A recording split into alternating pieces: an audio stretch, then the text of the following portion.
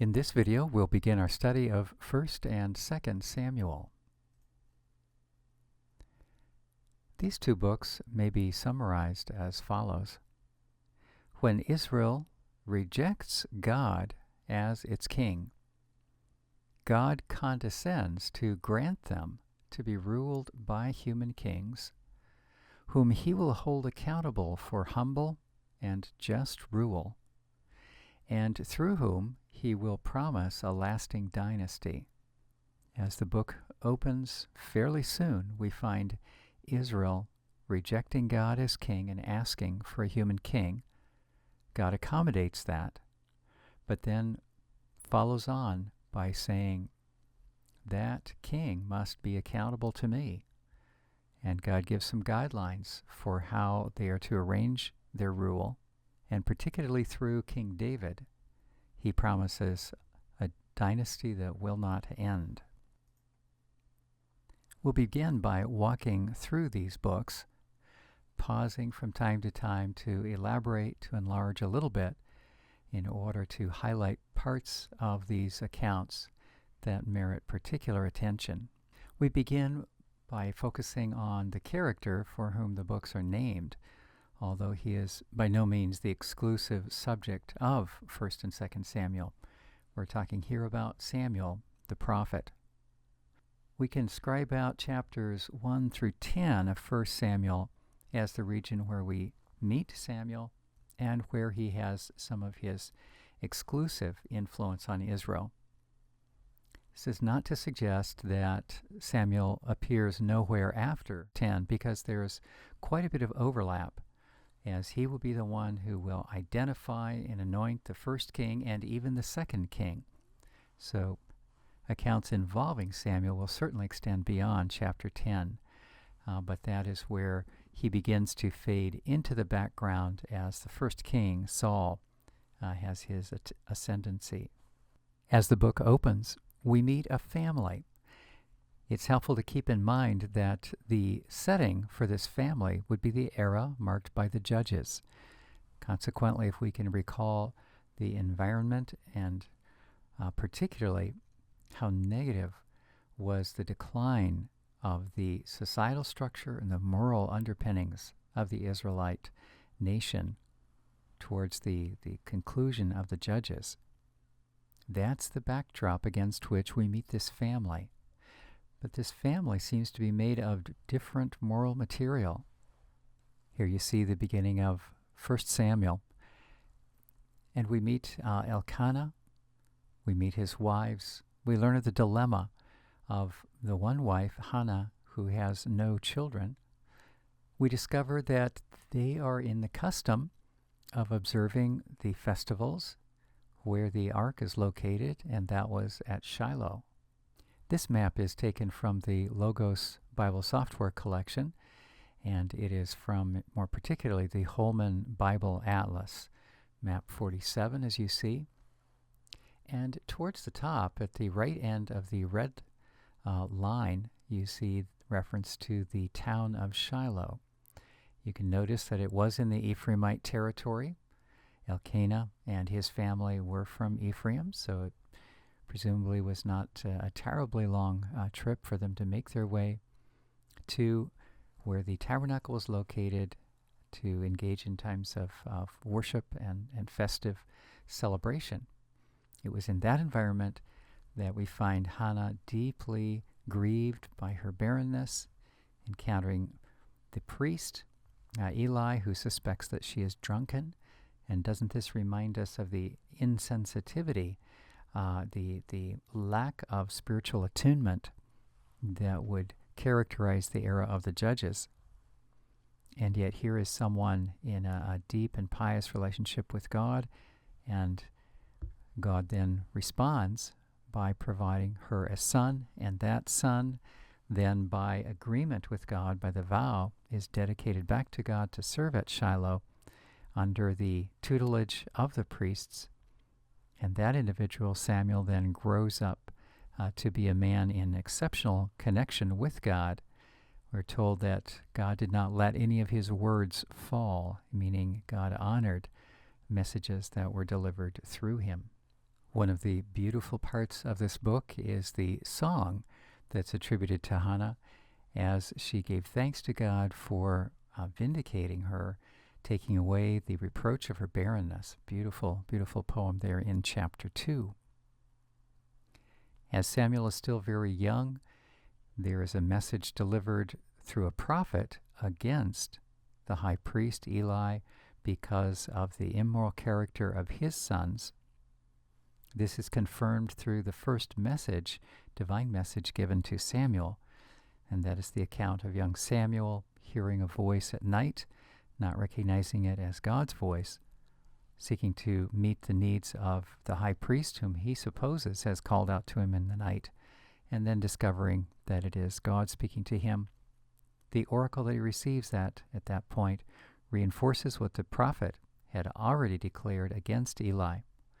Young Samuel is reluctant to disclose this message to his superior, to the priest Eli, but finally he agrees, tells the message, and Eli confirms, yes, this must be God's word of censure, of warning against the high priest. The warnings and the demise conveyed through those messages then come true, as in chapters 4 to 6, not only is the ark lost, but also the sons of Eli perish, and so does Eli when he receives word of the loss of the ark. Think for a moment why it was that the ark was lost. Israel was confronting an enemy that they could not overcome, and then they appealed to a secondary battle strategy, which was retrieve the ark from Shiloh, bring it into the battle camp. Surely God will not allow the ark to fall, and consequently they would enjoy a shirt-tail victory, in a sense, skating along after the victory of the ark, which God, no doubt, in their assumption, would protect. The theology that's represented by that would seem like the sort of thing we would expect in the book of Judges, where it seems that spirituality is not sincere, but rather there's a veneer of spirituality on the outside, but the core is a very confused theology that does anything but genuinely honor God as supreme. Thus, the practice that we see with the ark seems to be of the same cloth. It's of the same stream of mentality and spirituality that we've already seen in the book of Judges. Well, as you're aware of that story, God will not be manipulated into the use of the ark as some kind of a piece of magic furniture to guarantee the victory of the people. Instead, he allows the ark to be captured, but the ark can actually take care of itself, and there's an almost humorous account of the idol Dagon falling over before the ark twice. And in the second one, the head and the hands of the idol are broken off. Plagues move through the Philistine Pentapolis, and they determine they must offload this ark, or they will continue to suffer. And consequently, then, the ark emerges victorious, even though the armies of Israel had been defeated. Samuel then leads the people in a renewal of consecration to God thereafter at Mizpah. Let's take a look to see where some of these sites are located. Returning to this map from the Holman Bible Atlas, you can pick up with the blue line and see the route of the ark off into Philistine territory. Aphek past Joppa through Ashdod, then picking up with Gath, Ekron, and then being sent on its way towards Beth Shemesh, and finally stopping at Kiriath Jearim.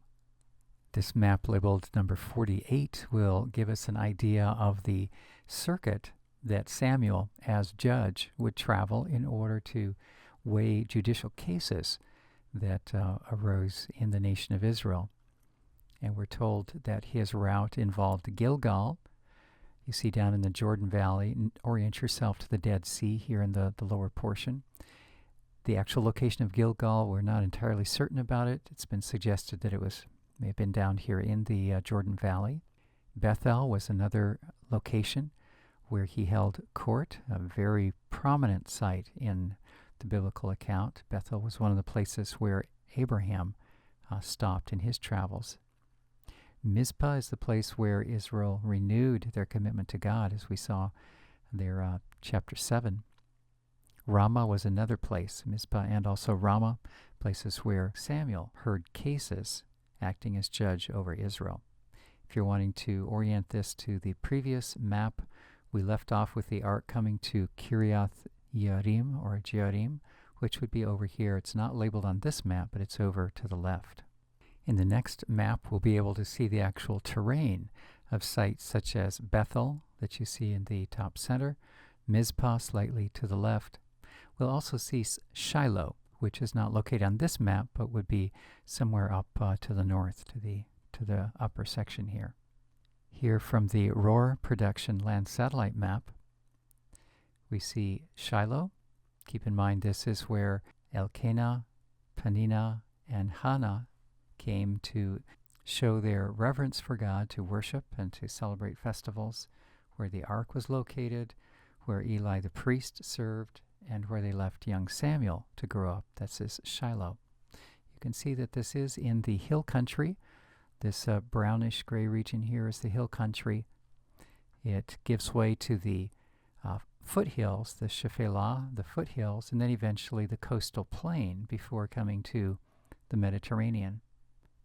Further to the east, then, you can see the Sea of Galilee far to the north and the plains south of the Sea of Galilee, leading into the Jordan River Valley, going this direction here. Already, even here, we're able to see to the right that the terrain is losing altitude, heading down towards the Jordan Valley. All right, so Shiloh is this location. That's where the ark was. And here is Bethel. Bethel, one of the sites that Samuel visited as he was listening to various cases brought by the people. And Mizpah is another place where Samuel held court. This is the place in chapter 7 where he gathered Israel for a rededication of the nation to God. Thereafter, in chapters 8 through 10, we learned that Samuel's own sons are a disappointment. Reminds us of Eli's sons, doesn't it? Samuel's own sons, sadly, are a disappointment. And so the people, seeing that they should not look to Samuel as a hereditary leader, request a king. Samuel proceeds then, under God's direction, to locate Saul and then to anoint him as king. That anointing of Samuel took place here at Ramah. Notice that Saul is from Benjamin, and Ramah is in the Benjamite area. Let's take a look at the scripture passage where where Samuel and God have this conversation. Here we're reading from 1 Samuel 8, and notice in particular where God responds to Samuel in verse 7. The Lord said to Samuel, "Listen to the voice of the people in all they say to you, for they have not rejected you, but," notice this, "they have rejected me from being king over them."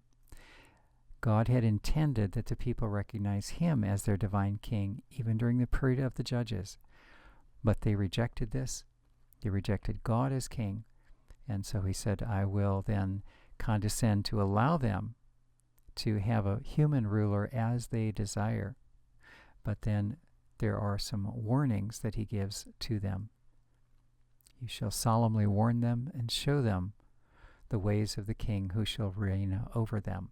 And there are various stipulations that follow. After Samuel anoints Saul, and we're told that's done at the town he was in the Zuph territory, perhaps that was indeed Ramah, then Saul goes about his way without any particular public fanfare. And in chapter 11, a crisis arises because Nahash, king of the Ammonites, has been terrorizing Israelites that live on the east side, the Transjordan side. He's been gouging out the right eyes of the men. Finally, various ones of them take refuge, the survivors take refuge in Jabesh Gilead. He besieges Jabesh Gilead, threatens to annihilate them. And at that point, word comes to Saul. They send a request for rescue. Saul is successful in rallying troops. God gives victory. And consequently, then there is a confirmation of Saul by Samuel, and this happens in Gilgal, and that would have been a town down, we expect, in the Jordan Valley. Here's another map from the Holman Bible Atlas that will help us get oriented. Notice the Sea of Galilee in the north, Dead Sea in the south, the Jordan Valley connecting them, the Jordan River.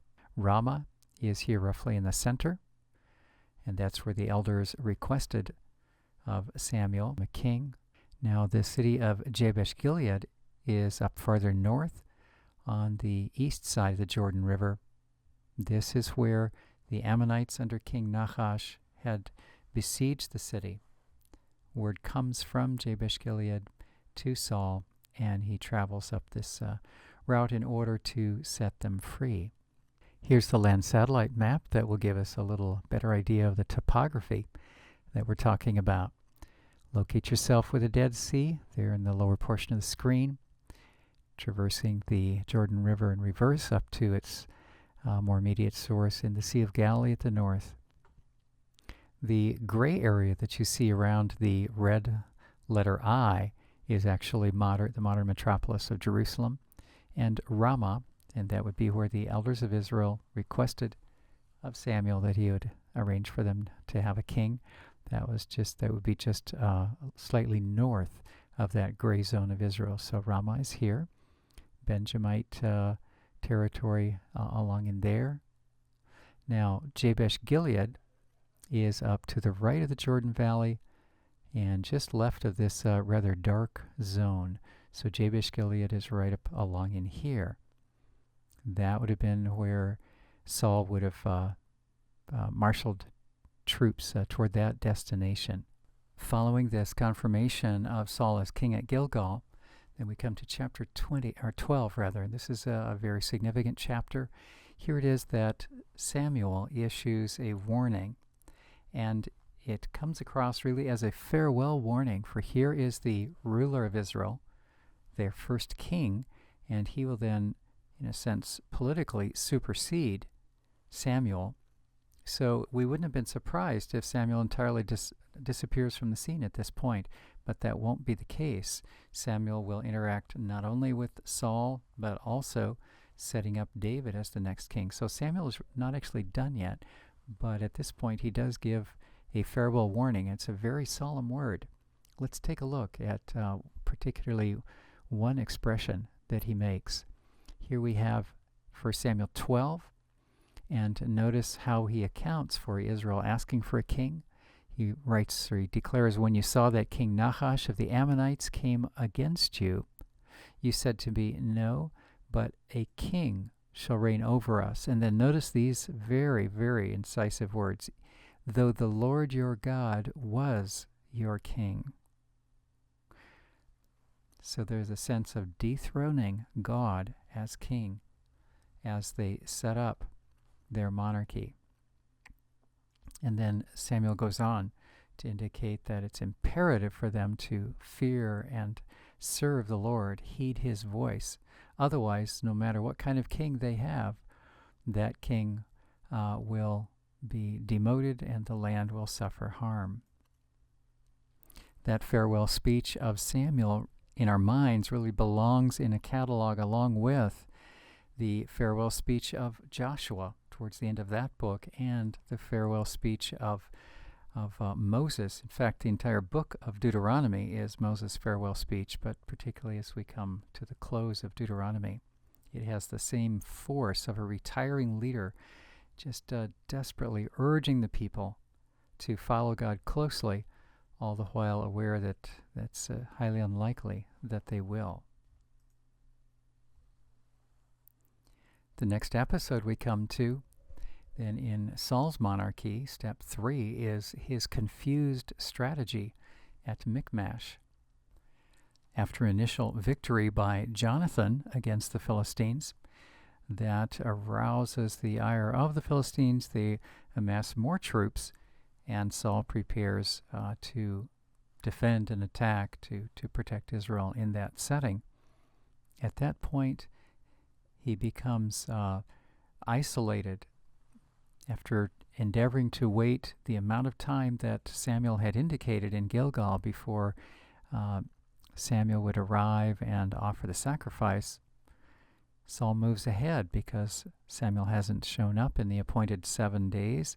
He offers the sacrifice, and this is the first trespass, where he moves into the territory that really is the territory of a priest. The king is not to offer sacrifices, and God determines that this is going to be a deterrent for him sustaining the dynasty of Saul. If you focus on the area in red, you can locate Michmash, which was kind of a center point in that particular conflict, enlarged over here on the right. This land satellite photo will help us orient to the particular battle we're looking at here. Notice the bit of the northern edge of the Dead Sea in the Jordan River Valley on the right, and then here in the hill country, Judean hill country, we have Michmash, which was one of the main battle sites in this particular engagement with the Philistines. Ramah is this little town here where Samuel and the elders had the conversation about setting up a kingship.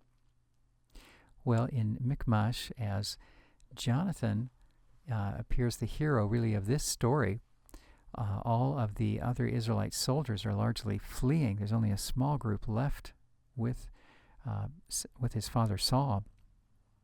And Jonathan and his shield bearer have a victory against some of the Philistines, as he has put out an arrangement where if they are invited to come up and tangle with the Philistines, he determines this must be God's yes answer, and he follows that pathway of determining God's direction, and God gives victory.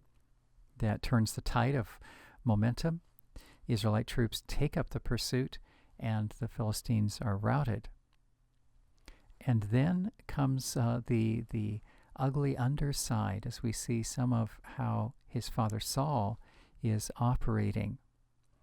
Earlier in the day, Saul had invoked a fast until he is fully avenged of his enemies. This is how he sets it up. Consequently, his soldiers are running on less and less physical energy for lack of food. They've been respecting their commander-in-chief. Jonathan had not heard that particular edict, and when he comes across some honey, he partakes of it. His eyes are brightened, as he says, and he has more energy to finish the battle. Later on, when Saul is looking for a direction from God, no direction is given, and it turns out he deduces that there has been an offense. The offense lands on Jonathan for having broken that edict of his father. And Saul makes this really extreme statement. He says, if it's Jonathan or me, whoever it is, I don't care who it is, we must perish. The people find out that it's Jonathan who has broken the command, unbeknownst to himself, and the people come and rescue him and say, no, we must not have blood shed from this individual, since he was the agent of God's victory today. Step back from that whole confused mass just a bit, and don't we find that it seems to belong to the same sentiment, the same way of thinking and operating that we saw back in the book of Judges? In particular, Jephthah, a rejected leader, that is, some of his people don't want him to be leader, and then they implore him to come and rescue them because he is mighty in battle. He comes in.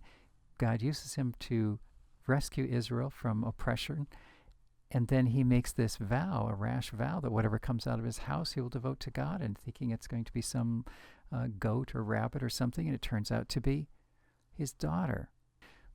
it's that same sort of twisted sense of piety that seems to be coming up out of Saul. Then comes the Amalekite campaign, where God says Saul must execute God's judgment against the Amalekite nation. It's to be a complete wiping out of that nation, including their king. But that's not what happens. There's to be no booty, no treasures, no livestock preserved for eating. They're all to be slaughtered. But that's not what happens. The king, the Amalekite king, is preserved, evidently rather as a trophy. And some of the animals are preserved for the troops to consume. Samuel comes on the encampment, and he encounters and he challenges King Saul in this regard, because God has determined that for this sort of independent thinking, this sort of, worse yet, it's not just independent thinking, but outright rebellion, there will be an end to Saul's monarchy. It's in this context that one of the most important verses in this book appears. In 1 Samuel 15, verse 22, Samuel makes this powerful, powerful statement. Has the Lord as great delight in burnt offerings and sacrifices as in obedience to the voice of the Lord? It may be appropriate to consider this as the theme verse of 1 and 2 Samuel, or if not the ultimate one, at least one of the strongest contenders for the core spiritual message of 1 and 2 Samuel. Obedience is more important to the Lord than outward veneer of seeming adherence to God's priorities. And this episode will be the last time that Samuel visits Saul, unless we wish to include the encounter in necromancy. The next video will continue the book overview with David's ascendancy.